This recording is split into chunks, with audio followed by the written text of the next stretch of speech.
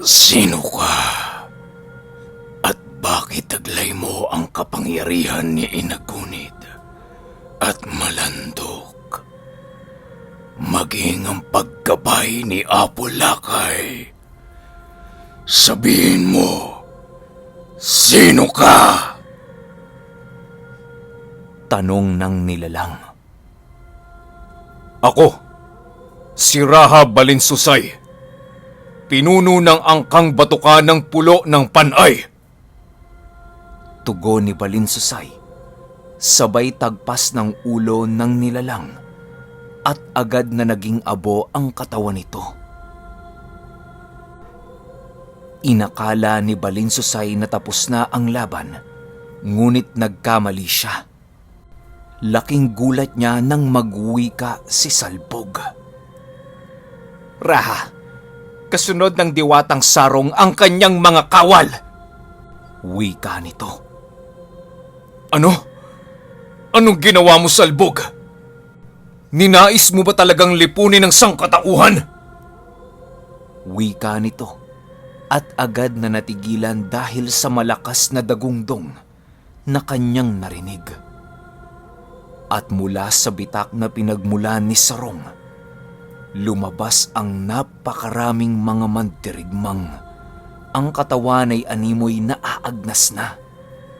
Halos bungo na lang ang makikita sa kanilang mga ulo.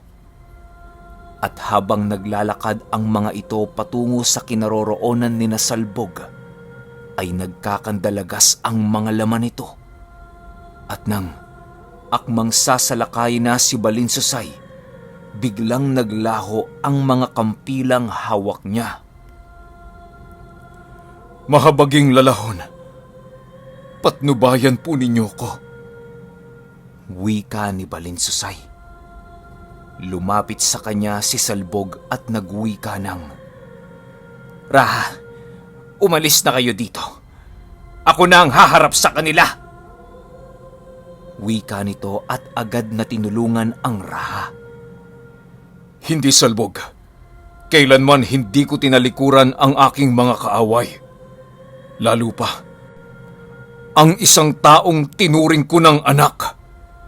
Kaya kung lalaban ka at mamamatay man, kasama mo ako, Salbog! Wika nito sabay sugod papunta sa mga nilalang.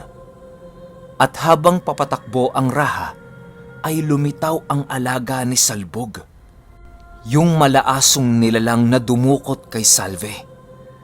Sa pagkakataong ito, dalawa na sila at nasa panig na ni Balinsusay. Raha, napakarami nito. Mukhang kakailanganin natin ng tulong ng iyong hukbo. Wika ni Salbog. Huwag kang mag-alala. May paparating ng tulong. Tugon ni Balinsusay at hindi nagtagal, narinig niya ang paghiyaw ng kanyang alagang bulalakaw. Nandito na sila, Salbog! Sugod! Sigaw ng Raha sabay takbo pasugod sa mga kalaban. At mula naman sa likuran ng Raha ay dumating si Manuel bitbit ang kanyang kris at kampilan. Raha! Ang inyong sandata! Wika ni Manuel sabay abot ng kampilan kay Balinsusay. Salamat, Manuel! Tayo na, tapusin na natin to! Sabay wasiwas ng kanyang kampilan sa mga kalabang mula sa ilalim ng lupa. At ang lahat ng madampian ng kampilan ng Raha ay agad na nahahati sa dalawa ang katawan. Hanggang sa napansin ni Manuel na tila ba hindi nauubos ang mga ito. Raha, tila walang katapusan ang pagbuhos ng mga nilalang na ito. Wika ni Manuel. Dahil nakabukas ang kanilang lagusan, kailangang maisara ito, Manuel. Tugon ng Raha at mula sa likod ng mga kawal ni Balinsusay, nagwika si Tandang Lamaw. Ipaubaya mo ang bagay na ito sa amin.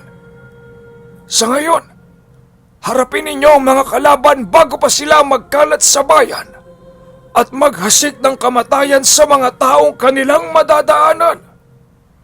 Kami ang gagawa ng paraan upang maisara ang lagusan. Madali kayo, Raha! Wika nito sabay turo sa ilang mga nilalang na patungo sa direksyon ng bayan ni Balinsusay.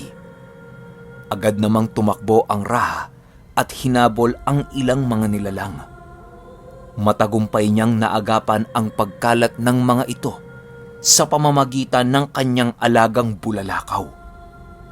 Pinagsusunog nito ang bawat madaanang nilalang hanggang sa walang natira at agad namang naagapan ng 7 nakatatanda ang lagusan. Naisara ito at naging matagumpay ang kanilang pagpigil sa kasamaang muntik umubos sa sangkatauhan. At si Salbog, bilang may kagagawa ng lahat, ay sumuko sa Raha. Raha, inihahabiling ko sa inyo ang aking kaparusahan. Ituring niyo po ito at malugod kong tatanggapin. Wika ni Salbog habang nakaluhod sa harap ni Balinsusay. Karapat dapat kang ang parusahan dahil sa iyong ginawa. Sa hindi ko maipaliwanag na dahilan, bakit mo naisip ang karumal-dumal na bagay yon? Ano ang iyong dahilan? Tanong ng Raha. Alam ko na kahit ano pa man ang aking maging dahilan, ay hindi ito magiging makatwiran. Kaya kung inyong mamarapatin, ipataw ninyo ang kaukulang parusa sa aking ginawang katrayduran. Tugon ni Salbog. Hayaan mong isang guni ko ito sa mga pinuno ng mga manggagaway kung ano ang kanilang magiging hatol sa iyo. Sa ngayon, ipipiit ka muna sa pagbabantay ni Lucio at ni Manuel. Wika ni Balinsusay at agad na tumungo sa bayan ng mga manggagaway upang sumangguni sa mga nakatatanda. Naupo si Balinsusay kasama ng mga nakatatanda at isinangguni ang kanyang suliranin kay Salbog. Inaasahan niyang magiging marahas ang hatol ng mga nakatatanda, ngunit nagulat si Balinsusay sa mga sinabi ng mga ito. Ang pagpapasya ukol sa kaparusahan ni Salbog ay amin ang inihahabilin sa iyo, Raha. Ano man ang iyong pasya, ito ay aming igagalang dahil alam naman namin na ikaw ay isang makatwirang pinuno. Wika ni Tandang Lamaw. Kung gayon, isasagawa ko ang hatol kay Salbog. Wika nito at agad nang lumisan pabalik sa kanyang bayan. Pagdating niya sa kanyang bayan, ipinaalam na niya kay Salbog kung kailan isasagawa ang kanyang paghahatol. Bukas, isasagawa ang paghahatol sa iyo. Ikinalulungkot ko, Salbog. Ngunit kailangan kong gawin ito. Wika ni Balinsusay at agad namang lumisan nang hindi hinihintay ang pagtugon ni Salbog. Nung gabi ding yon, habang natutulog, dinalaw siya ng isa sa kanyang gabay. Balinsusay, si Salbog ay may tadhanang dapat tugpain. At ikaw lamang ang tanging susi para matupad niya ito. Kaya ipapayo ko sa iyo na gawin ang nararapat na hakbang tungkol sa usapin ng hatol ni Salbog. Wika ng diwatang si Ribong Kilat. Maging ako ay naguguluhan din, mahal na diwata. Ngunit may nagawa siyang kasalanan at lubha itong mabigat upang palampasin. Tugon ni Balinsusay. Kasalanan na ba ang kanyang ginawa? Raha, ito ang iiwanan kong tanong sa iyo. Nanaway mapagnilayan mo ito sa buong magdamag upang makagawa ka ng isang makatuwirang pagpapasya. Wika ng diwata at agad na naglaho. Kinabukasan kaagad na tinipon ang lahat ng mga mamamayan upang maging saksi sa paghahatol kay Salbog. At nang naroon na ang lahat, sinimulan na ang pagbibigay ng hatol kay Salbog sa pamumuno ng punong kawal ng Raha at ni Demus bilang tagapaslang. Ipinasok si Salbog at nagkagulo ang lahat ng tao na agad din namang tumahimik nang magsalita ang punong kawal na nangangasiwa sa paglilitis. Ang taong ito ay nagkasala ng kataksilan at alam natin ang hatol para dito. Kamatayan! Ngayon ikaw, Salbog, bilang nasasakdal, ay may karapatang ipagtanggol ang iyong sarili. Bibigyan kita ng karapatang magsalita sa ngalan ng Raha. Wika ng punong kawal. At agad namang tumugon si Salbog. Wala akong nais sabihin at inihahabiling ko na sa inyo ang aking hatol. Tugon ito. Kung gayon, ikaw, Salbog, ay hinahatulan ng... Sandali lang! Sigaw ng Raha. Ako magbababa ng hatol sa kanya. Salbog, bilang isang nagkasala ng mabigat sa ating bayan, at higit sa lahat ay sa akin, ay maaaring hatulan ng kamatayan.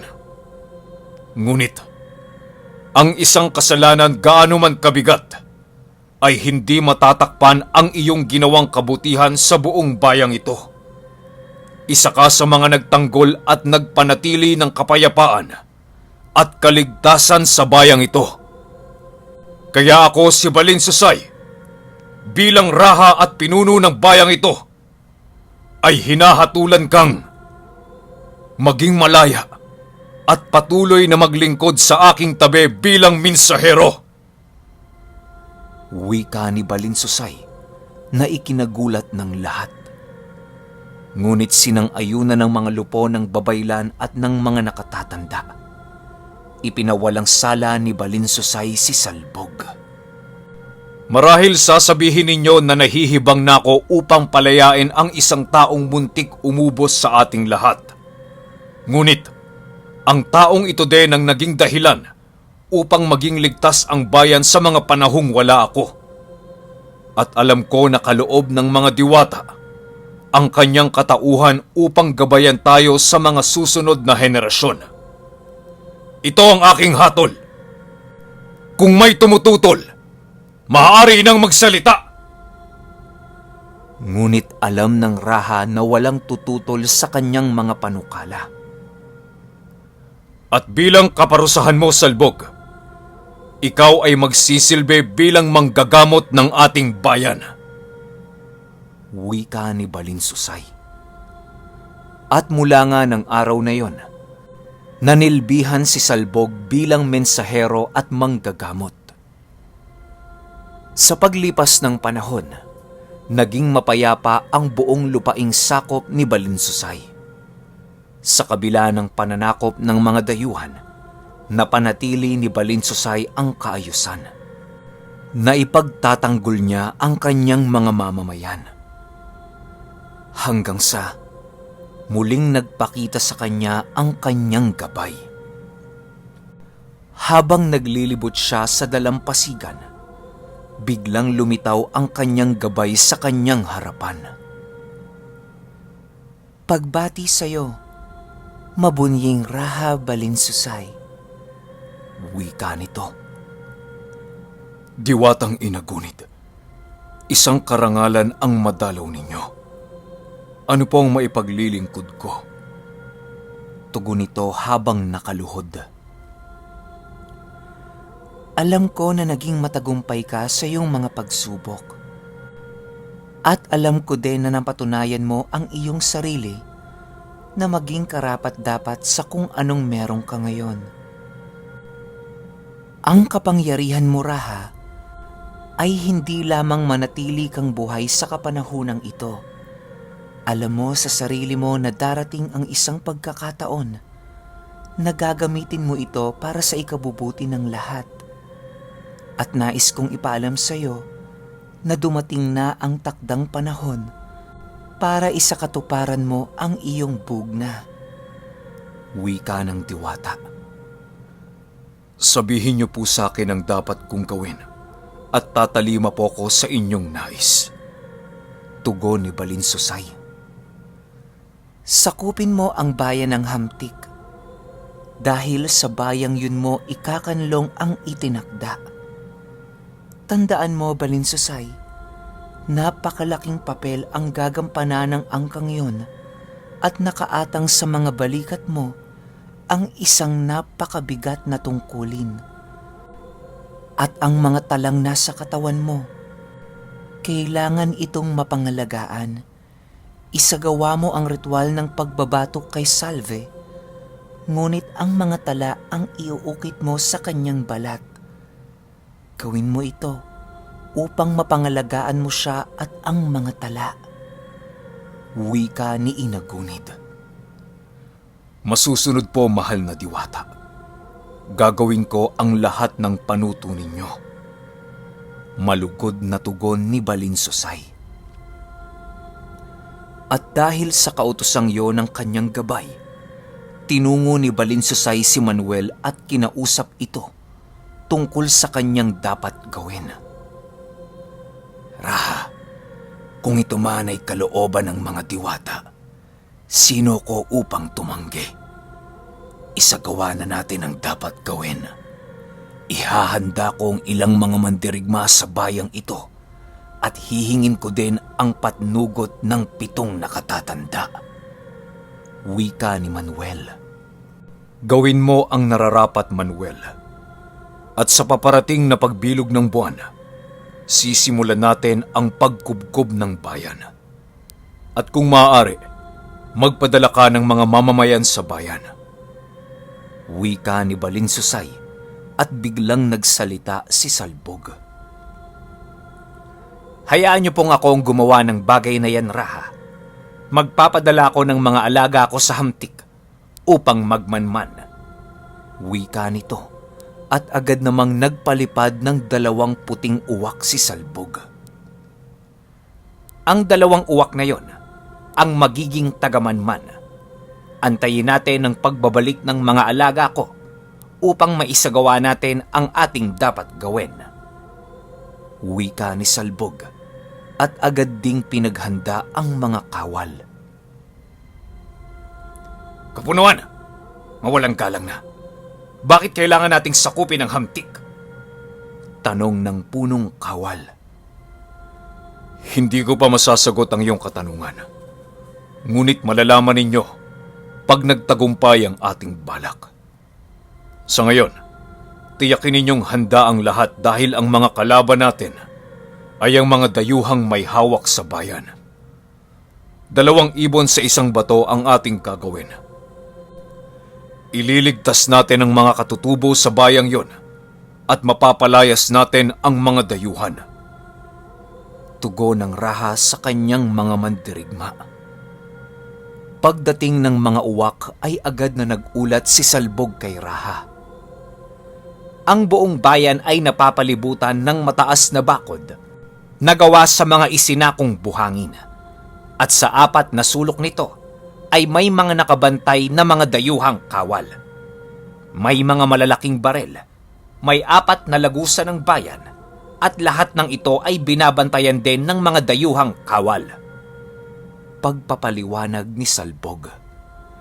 Kung gayon, saan ang pinakamadaling daan? Tanong ni Manuel. Ikinalulungkot ko, ngunit sa lahat ng sulok ng bayan ay maaari tayong mamataan ng mga tagabantay. Napakalinis din ng paligid ng buong bayan. Walang puno o mga matataas na damo, kung kaya mahihirapan tayong makapagkubli. Tugon ni Salbog. Maliban na lamang kung gagamit tayo ng sabulag para makapasok.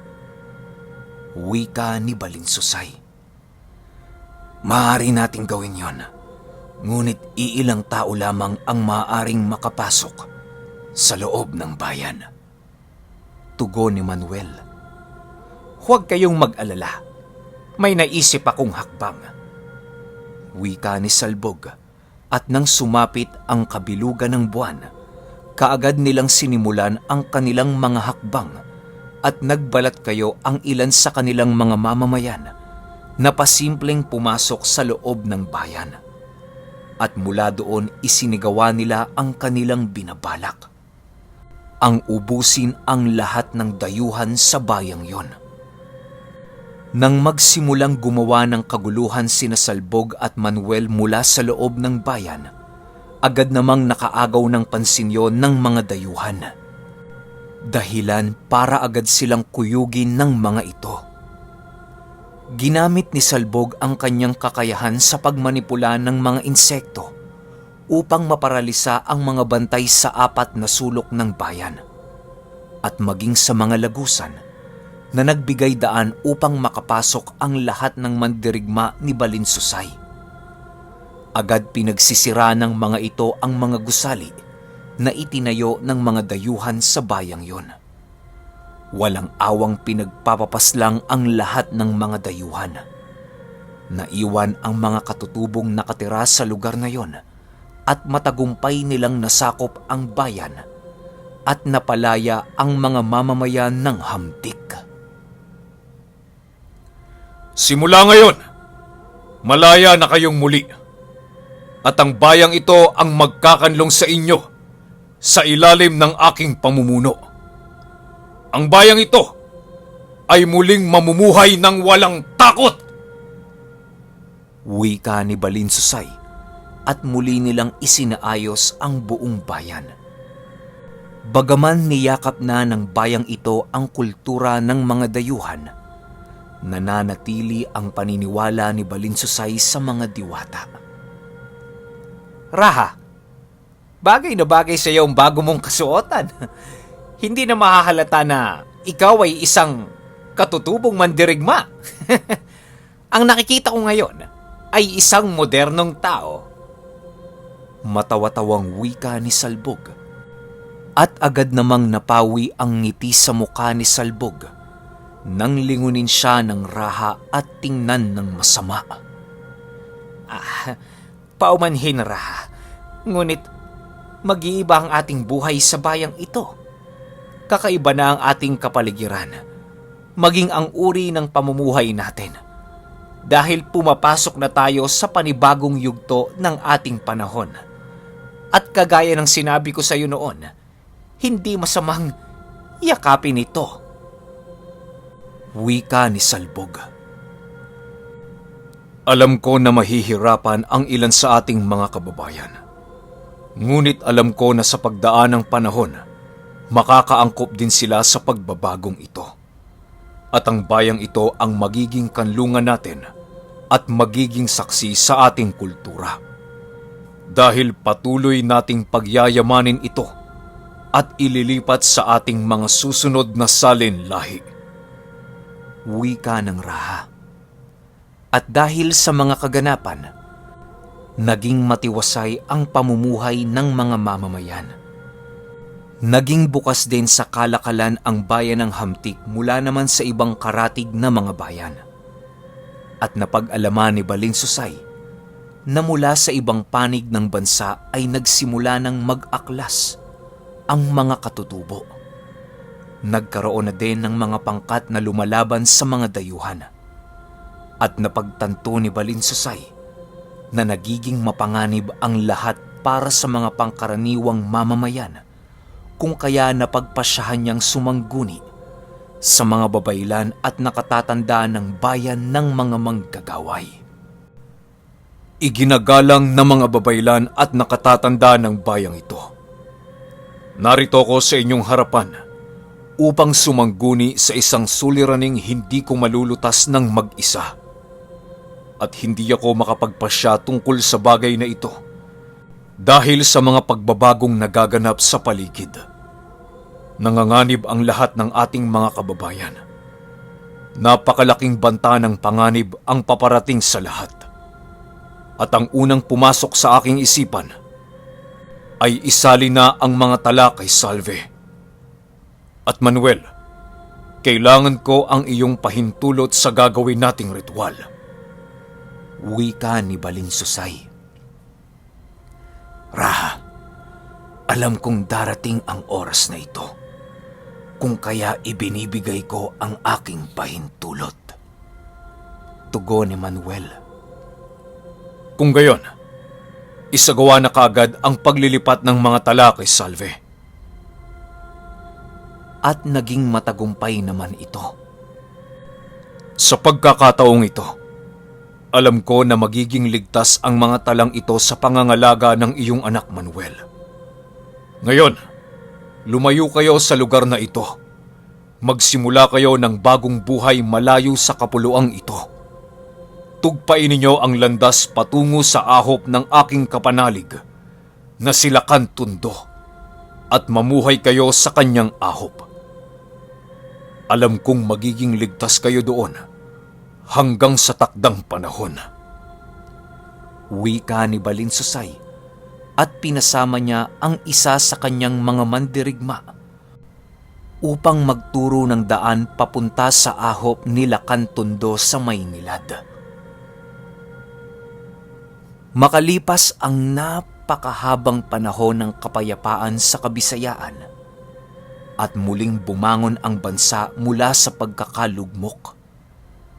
Bagaman andyan pa din ang mga dayuhan, alam ni Balinsusay na ang lahat ng ito ay parte ng pagbabago ng kanilang mundong kinagagalawan. Nung mga panahong yon ay nagkakaedad na si Balinsusay at ramdam niya ang unti-unting pagtakas ng kanyang lakas. Ito na ba? Ito na ba ang aking dapit hapon? Hanggang dito na lamang ba ako? Wika ni Balinsusay sa kanyang sarili habang nakatingala sa kalangitan. Isang gabi, may tinig mula sa kanyang likuran na nagwika at nang lingunin niya ito, ay bumungad sa kanya ang isang gintong liwanag. Mahal na Apo Lakay. Wika nito habang nakaluhod.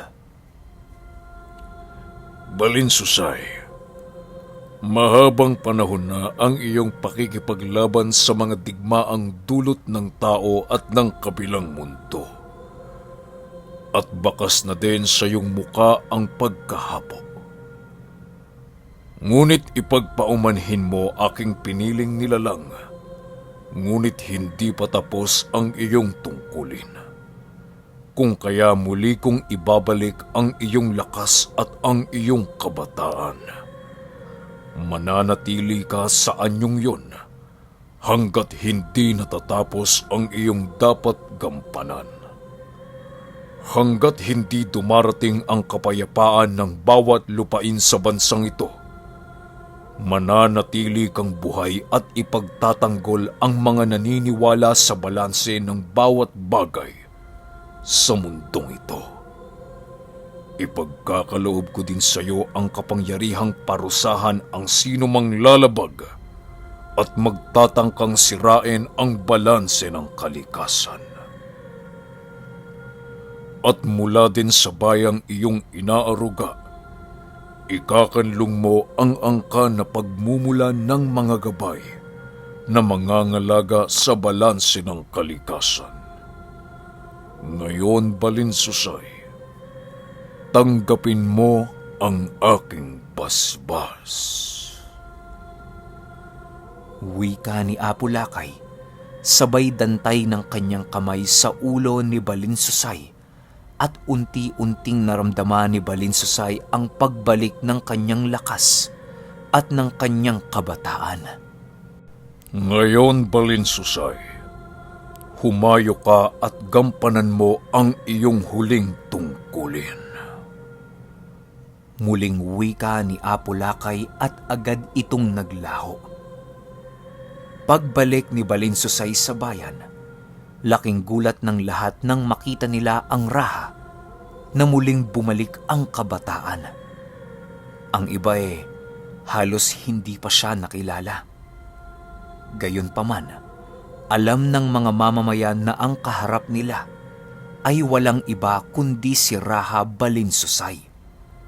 At tumayo si Balinsusay sa gitna ng bulwagan ng bayan at nagwika sa lahat ng kanyang nasasakupan. Hindi pa tapos ang ating tungkulin.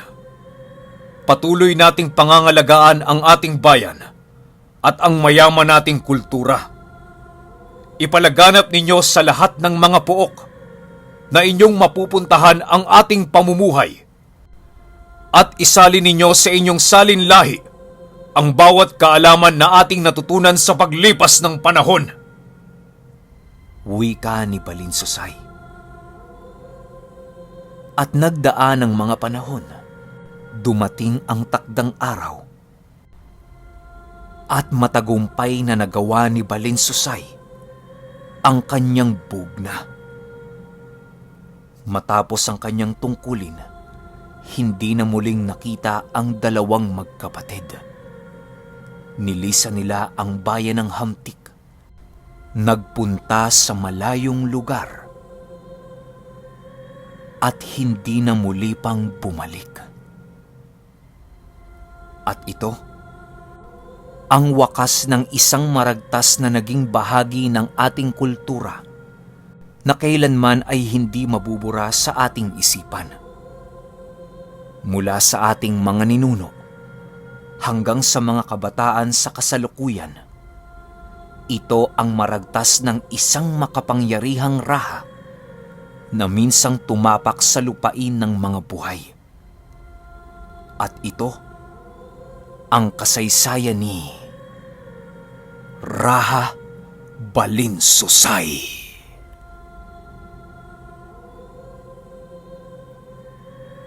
Okay, nakakalungkot kasi tapos na yung adventure ng Raha. Tapos hindi natin alam kung saan napunta yung dalawang magkapatid. May posibilidad ba na tumulong sila kay Lapu-Lapu? Buhay pa sila hanggang ngayon? Ewan ko, basta ang daming tanong sa isip ko eh. Kasi kung papansinin ninyo yung ending, parang yun lang, nung natapos niya na yung bugna niya, umalis na siya sa lugar, saan sila pumunta? Anong ginawa nilang magkapatid? Kaya, mananatiling palaisipan sa ating mga isipan kung saan nga sila pumunta at kung ano nangyari sa kanilang dalawa. Maraming salamat sa kwentong ito at marami kaming natutunan. Yun lang. Hanggang sa susunod na kwento. Salamat.